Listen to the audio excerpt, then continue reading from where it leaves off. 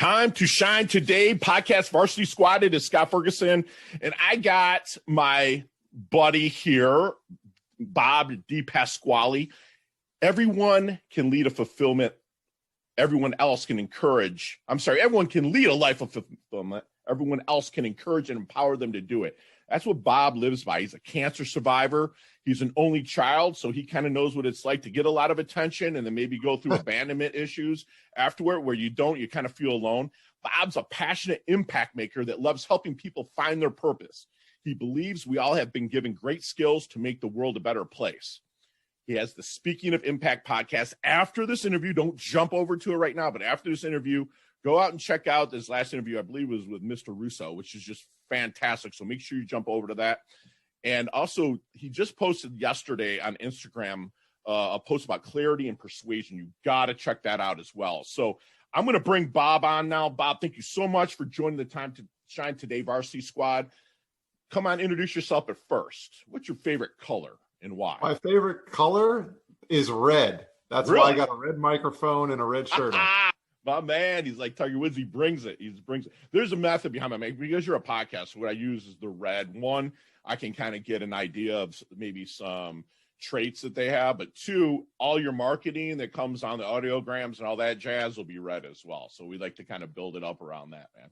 So come on. Love it. Again, I'm so happy you're here, but let's get to the origins of Bob, man. I mean, let's talk a little bit about cancer surviving, only child, and work your way up into the origins of your business. Yeah, absolutely.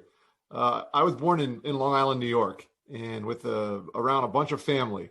Somewhere along the lines, my parents said, you know what, we're sick of the cold weather and the traffic and everything up on Long Island. And they said, we're going to take little Bobby John, that's what they called me as a kid, and we're going to go down to Florida and we're going to enjoy the weather and a different atmosphere. And they were kind of the black sheep of the family, if you will. Everyone lived up in New York and they said, we're getting out of here. Right. And we did. We loved it. Life was great growing up down here. I still live in the same hometown, Weston, Florida, that I grew up in. And somewhere along the lines, I decided, crazy enough, that I wanted to go back to New York for college. And when I was up there for college, you know, you're 18, you think you're kind of invisible and you're a crazy person. And I was up there going to football training camp. And in a matter of about 4 days, I was diagnosed with testicular cancer.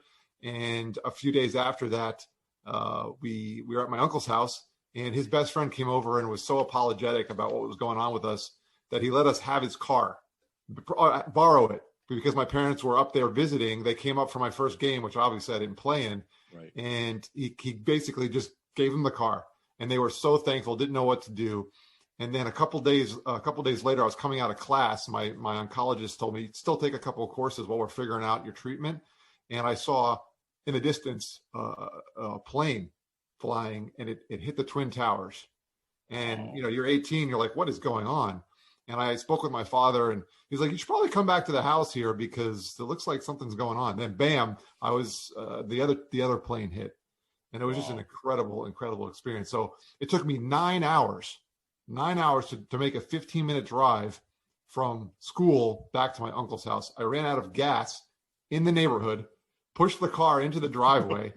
And obviously I wasn't feeling too good because I was sick with cancer. Right. And I get back there and we were just devastated. My uncle was out of town we didn't know he was supposed to fly back that morning. Thankfully, we found out that he was okay. But Tim, the gentleman that let us, my uncle's best friend that let us borrow the car, was in the towers. Wow. And so in a matter of about 4 days, I went from being on top of the world to being sick, and then the terrorist attacks. It was just a crazy time in life. Wow. And so, you know, when all those things are going on, and you're used to kind of being the center of attention as the only child, and now you're sick and you don't know what to do. It was just a crazy period of my life. And so since that happened, I've always told myself that I'm going to give people attention when they're in need. And that's been something that I've lived by for quite a while, because I know that there's people out there in need. Right now, I'm healthy. Thank the Lord. I'm a healthy person. So I need to give back. I need to give my energies now to the people who are in need. So that's kind of a quick story. That's awesome. I mean, it's sad when you're not sad. I mean, you know what? You went through something in life, and you battled it, and you prevailed. And, you know, at Time to Shine Today, Bob, you know, our motto is we don't want to have anyone to feel like they have no one. And that you and I resonate so much with our audiences with that. That's fantastic. So you made the commitment to yourself to give people the attention when they are in need. Like, how did you start that, and what did you do with to build your company? Well, I'll tell you a quick story about that too. Yeah. My wife, God bless her too. She's one of the most patient people with someone like me who's used to being the only child and also had medical issues. And Right. So she's a servant at heart, a kindergarten teacher. So she's got patience. That's why she married me. And but I always tell this story as well because when she was in high school, she used to have this teacher that would always talk about the future spouses of the people in the class. And, you're a 14, 15-year-old girl. You're like, I'm not thinking about my future spouse at this point in my life. But he always encouraged them to think about those people. And he was a very, very faithful man. He would tell them to pray for your future spouse. And when my wife and I met, she didn't know all of what was going on with me. But, at a certain point, we were starting getting these discussions. And while I was 18 and I was just a freshman in college there, she was in that class with that teacher 2 years before that in her junior year of high school.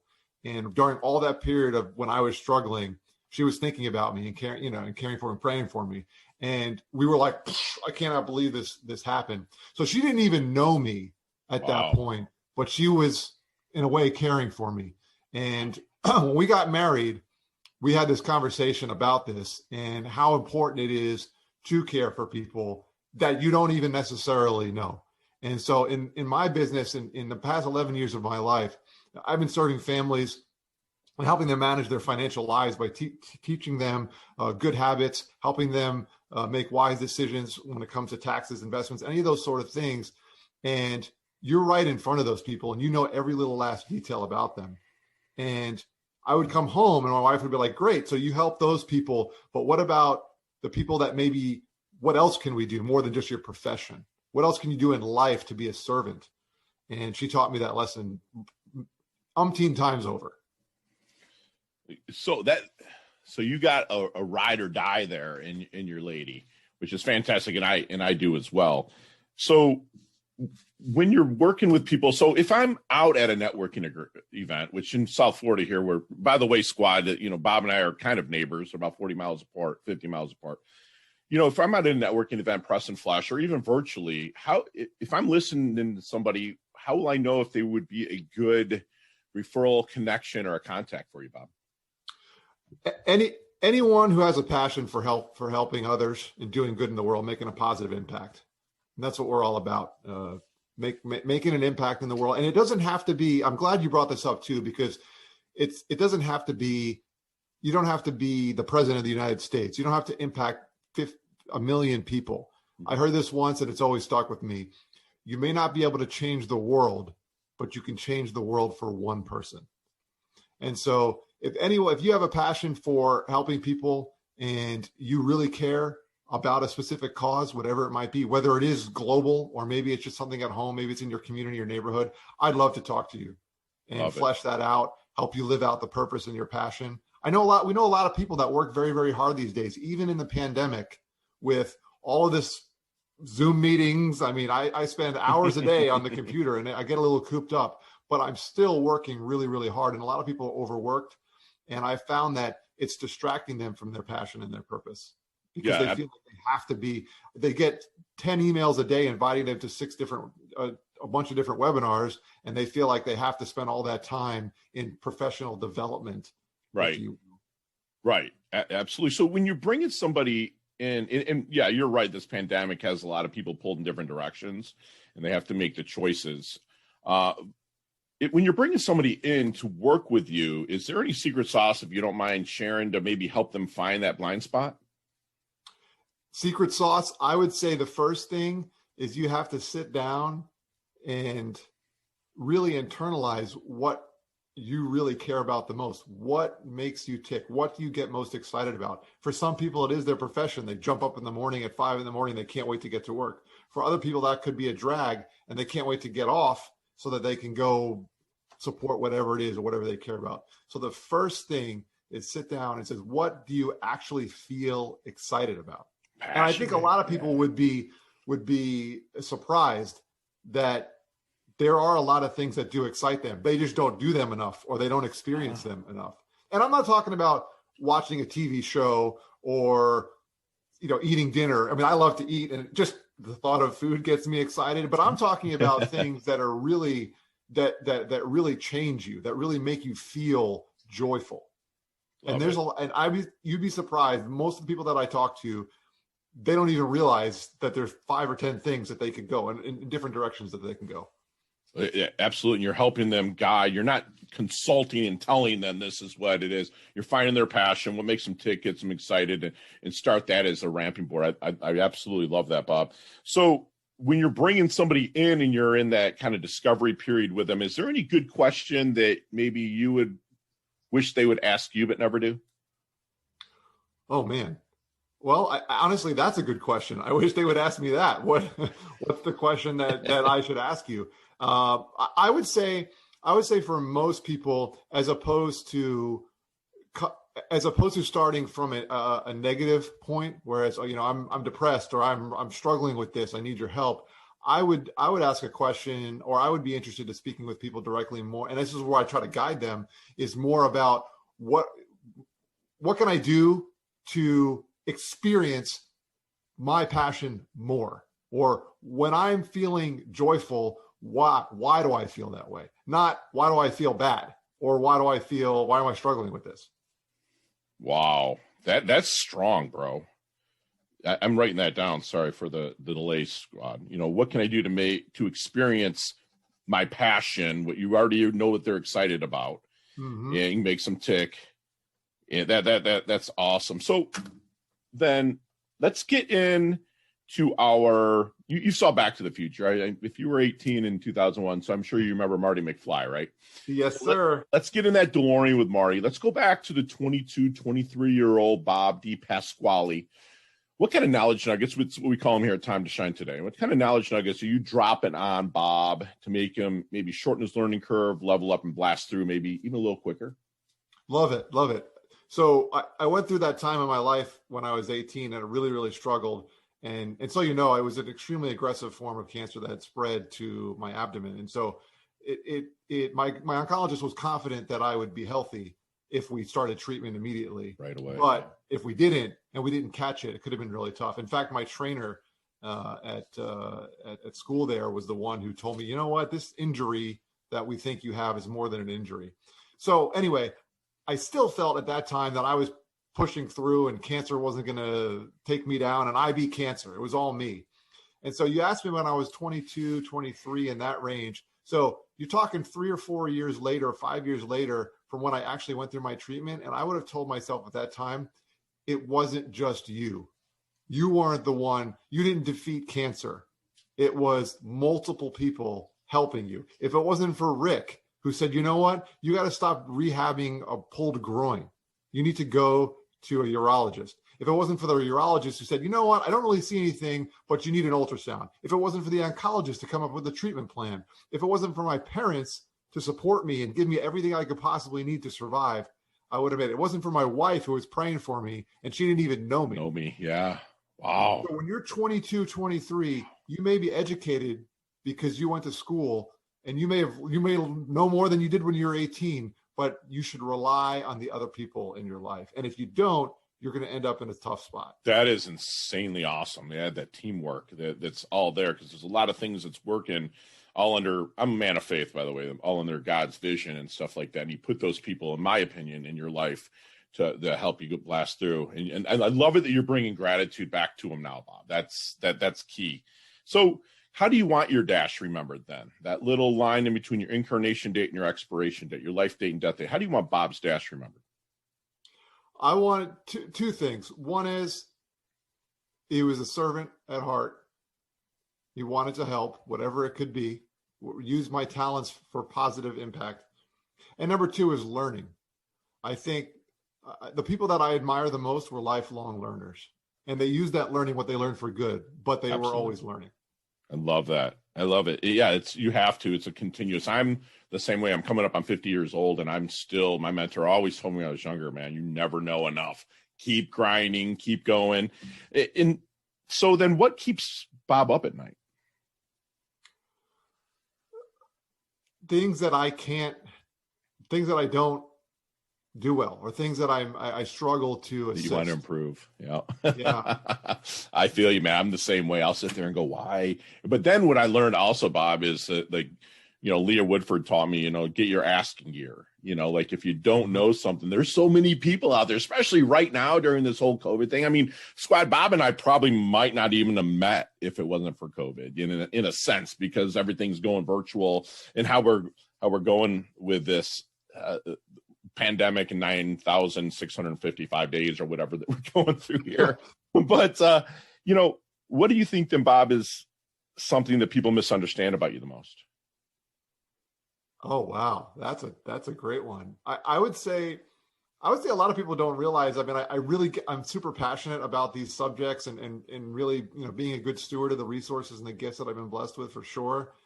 I would say that some people may not realize that I am a pretty loose and goofy guy, in all honesty. I mean, I love passion and purpose, and I want people to really care and know that they can make a difference in the world. Sure. But there's no one loves a good sarcastic joke or just often. Right. I mean, I was catching up with my buddy who I did play ball in college with and went to school with, and he moved down here a couple weeks ago. And I was telling you before we jumped on. Yeah. And we had the greatest time reminiscing about some of the dumbest things that happened those 4 years of college, right? And it was great. Things that only you and him would probably understand if you're talking about it. A lot of times. I know that with my Navy boys, it's like, dude, we'll talk about stuff, and other people are like, how's that even funny, or what is going on with that? Right. That's right. awesome. So, Bob, who's had the most profound impact on your life? Well, I mentioned my wife, so I was hoping you're going to say that. Yeah.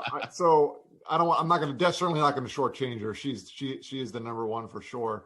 But one other person that I'll mention is my mother. And the reason why I'll mention my mother is because she was the one I mentioned that was the black sheep of the family, moving down to Florida at 30 or whatever years old she was, a new parent. And she was working in supermarkets for her whole life. And that's actually how she met my dad. But she ended up not being able to get a job there, and was thinking about not getting a job, but she needed to work. And so she ended up switching over into the banking industry, and she worked her way up from being just a teller all the way to being a manager, and then actually ended up working with me for quite a while. Oh, wow. And she's one of those people that can learn anything. Like that too, and pick it up and be proficient with it. Yeah. So she's made such an impact on me, doing so many different things and being successful in so many different ways. And she recently retired, so I'm kind of jealous of that too. That's awesome. Also, so let's go another way here. Who's given you the worst advice you've ever gotten? Oh, wow. One of my teachers in high school. Mm-hmm. So I'm left-handed. Okay. Just another strange thing about me. Southie. All right. Very cool. Yeah. So I'm left-handed, and one of my teachers in high school, and she insisted that we write in erasable pen. We couldn't use pencil. We couldn't use regular pen. And she said that you need to write in erasable pen because that's going to teach you to be more consistent with your handwriting. But if you make a mistake, you can fix it. And I smeared the ink all over. Pulling it across. Because that's just how I write. Right. And that was probably that might have been the worst advice I ever got, at least as a young person. No, that's all. For you to even bring it up and answer it that quick, that's awesome. It sticks out to you. That's fantastic. So, Bob, what would your definition of a life well lived be? A life well lived is a life where you're using the talents that you have for good and enjoying it as well. Because we all have some talents that you probably aren't thrilled with, that you don't do. But there's definitely something that you have that you enjoy and are really, really good at. So a life well lived is doing those things, being fulfilled, and helping other people feel the same. Love it. I love it. All about that fulfillment. And Squad, we're going to get into our leveling up lightning round in just a minute, right after we thank our sponsor and affiliates. Hey, time to shine today, Varsity Squad. We are back with my good friend, Bob Pasquale. And Bob, we got our leveling up lightning round now, okay? There's 5 or 6 questions. You I don't want any explanations. I just want the first thing that goes to your head. You got 5 seconds on each one. You and I could talk an hour on each one of these, but I need the quickest answer that you have possible. You ready? Let's do it. Let's do it. Let's level up. Bob, what's the best leveling up advice you've ever received? Keep reading and learning.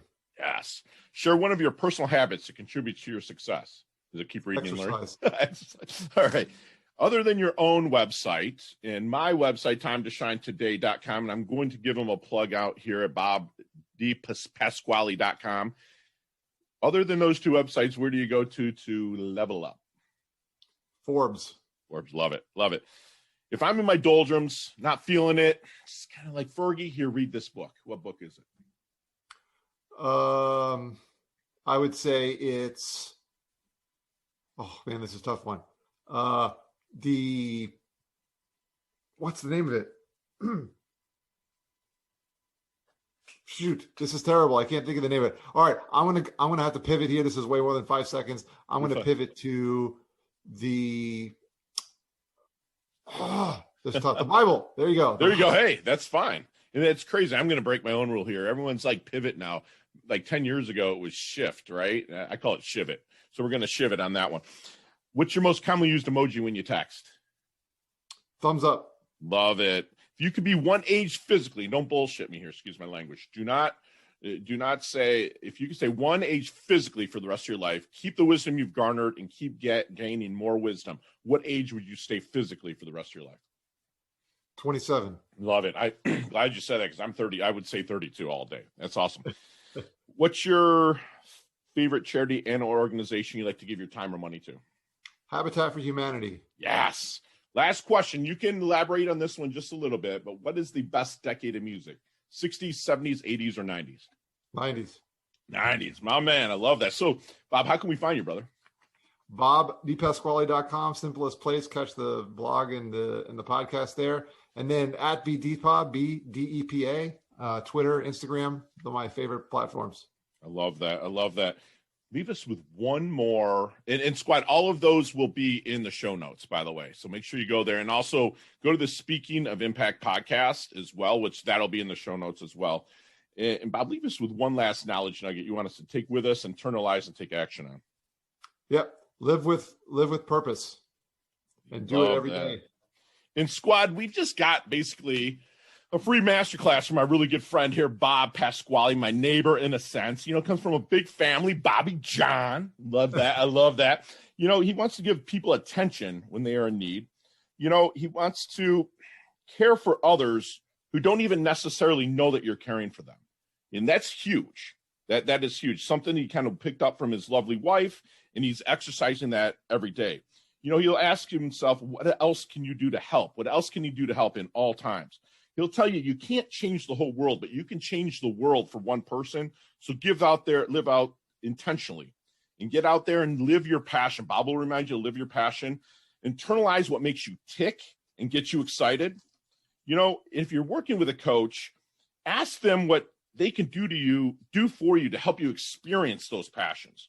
He would remind himself and also you that teamwork. I mean, he had his trainer, Rick. He had his urologist, oncologist, and then family. They were all on his side, ready to level up for him. You know, he was going to be remembered as someone to serve it, that wanted to help and always learn. And he wants to use his talents for good and live with purpose. And Bob, thank you so much for coming on to the Time to Shine Today Varsity Squad. You're humble, yet you're hungry. You level up your health, level up your wealth. Thank you so much. Look forward to collaborating very soon with you, brother. That's awesome, Scott. Appreciate it. And the book is Rocket Fuel. Rocket Fuel. Great book, by the way. I'll throw that in the show notes. Awesome. Man. I appreciate you. Talk soon.